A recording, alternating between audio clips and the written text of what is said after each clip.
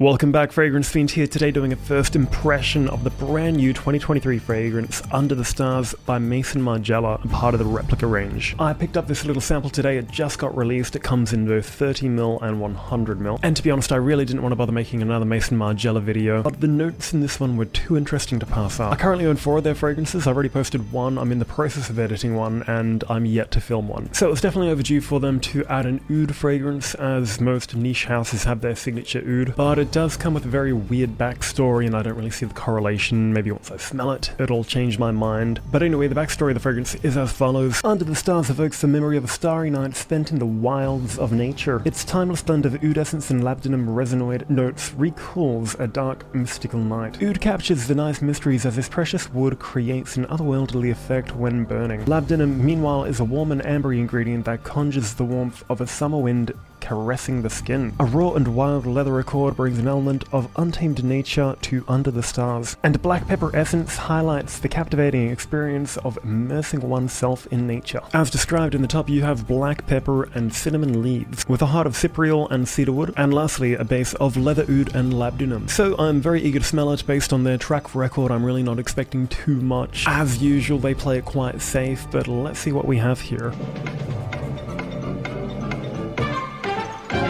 That's actually a lot more intense than I imagined it to be. The initial opening is like somewhat medicinal almost from first impression. It's kind of sharp but smooth at the same time. Yeah, you can really actually smell that black pepper and the cinnamon leaves just combined, creating that really harsh element in the opening. That's actually very unexpected. It actually smells like something that Mansera would create. There's almost a tiny bit of a cherry accord in there as well, even though it's not an official note, but it kind of reminds me of Rouge Chaotique by Byredo. Otherwise, a really watered down Gucci Guilty Absolute. It has that type of leathery accord to it. I'm actually really thrown off by this because Maison Margiela aren't really usually ones to go too far out of the comfort zone of the general public. I think it's a very interesting risk with this one, especially if you were to blind buy it. I mean, I can't really correlate Under the Stars to this type of fragrance. The cedarwood is finally coming out to give it a tiny bit of a creamy woody element, while remnants of the opening are still lingering a few minutes later. That leather is definitely quite overpowering. The oud is obviously a very artificial smelling oud, but the labdanum does give it a very nice resinous texture.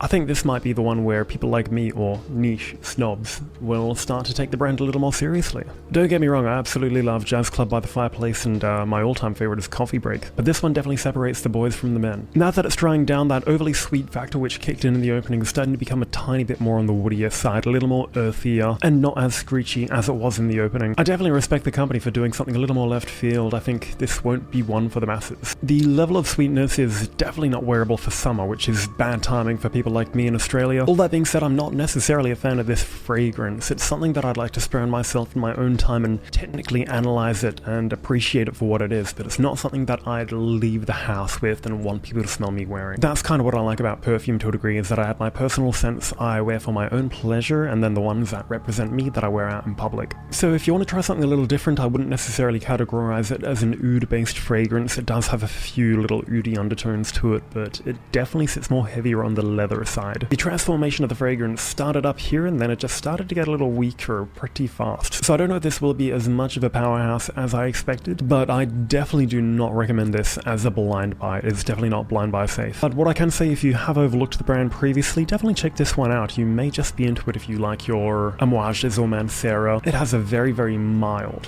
red tobacco vibe, given that cherry context almost I mentioned earlier. But anyway, that's all for today's video. Thank you so much for watching. I'll see you next time.